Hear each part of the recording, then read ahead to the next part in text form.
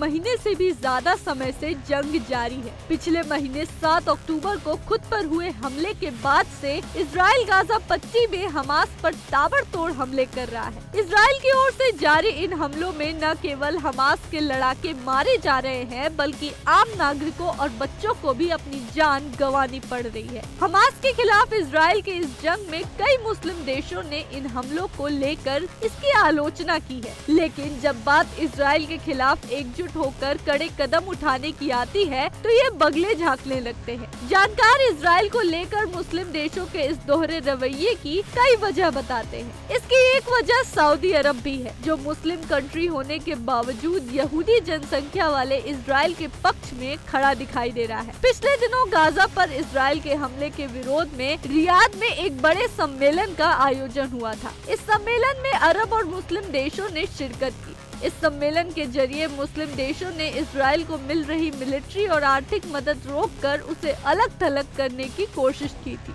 Media reports के मुताबिक मुस्लिम देशों के इस सम्मेलन में मौजूद अधिकांश देशों ने इजराइल के खिलाफ 5 प्रतिबंध लागू करने पर सहमति जताई थी। इन प्रतिबंधों के तहत मिडिल ईस्ट इलाके में मौजूद अमेरिकी मिलिट्री बेस से सैन्य उपकरण को इजराइल ट्रांसफर को रोक की मांग की गई। इजराइल के साथ सभी राजनयिक और आर्थिक संपर्क खत्म करने, इजराइल की तरफ से अमेरिका को तेल की बिक्री में कटौती, खाड़ी में हवाई क्षेत्र में इजराइल को ब्लॉक करना, इजराइल पर युद्ध विराम के लिए दबाव डालने के लिए अमेरिका, यूरोप और रूस में एक जॉइंट डेलीगेशन भेजे जाने की मांग अहम थी।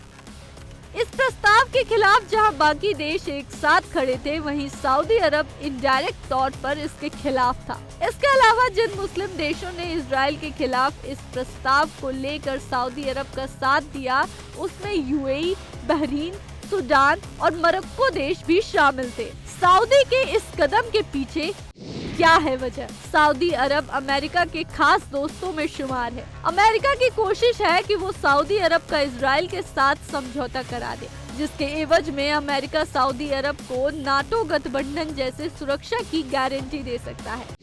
दरअसल सऊदी अरब को अपने पुराने दुश्मन ईरान से हमेशा खतरा बना रहता है। ऐसे में सऊदी अरब नहीं चाहता कि वो अमेरिका की गुड बुक से बाहर निकले और अमेरिका के खिलाफ ईरान के गठबंधन में शामिल हो। अगर सऊदी अरब इजराइल के खिलाफ प्रस्तावित प्रतिबंध के लिए हामी भरता तो उसे अमेरिका से भी दुश्मनी मोल लेनी पड़ती, जो वो कभी नहीं चाहेगा। हमास और इजराइल के बीच जारी युद्ध के बाद से सऊदी अरब ने इजराइल के साथ चल रही शांति वार्ता को रोक दिया है। भले ही सऊदी अरब ने मुस्लिम दुनिया के दबाव के बीच यूएई के साथ मिलकर इजराइल के खिलाफ प्रस्ताव का विरोध किया, जो इस बात का संकेत देता है कि इजराइल को लेकर उसके रुख में गर्मी आई है।